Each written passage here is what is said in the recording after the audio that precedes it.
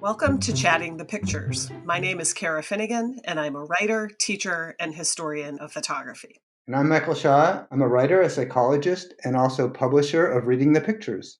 We delight in the creativity of news photography, and in this case, the joy comes from a sports image that feels like pure jazz. This photo was taken by Loren Elliott for Reuters. In the image, we see sweat dripping from the face of tennis star Rafael Nadal during his fourth-round match at the Australian Open on Sunday, January 23rd. Nadal went on to win his 21st Grand Slam title. And, I wanted to add that this photo is probably more thematic than unique. There were some similar frames from Getty that also played with light and dark, purple and green, and the beads of sweat that had almost an infrared feel, although they were more recognizable and less moody than this one.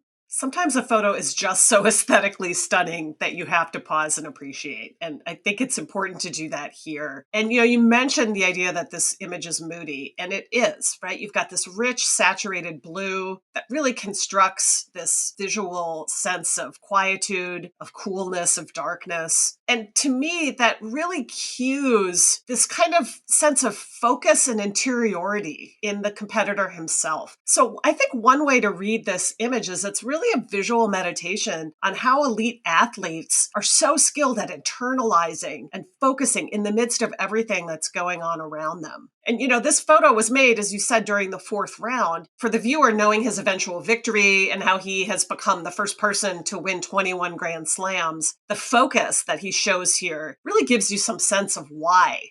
And I think it's even more important right now to have that point of view when we objectify these public figures and these athletes to such an extent. And this really does throw the focus back on the talent and the craft. I also really love the highlight on the water here. It makes it a really different kind of action photo. Nadal was actually sweating so much that people were memeing about it on social media.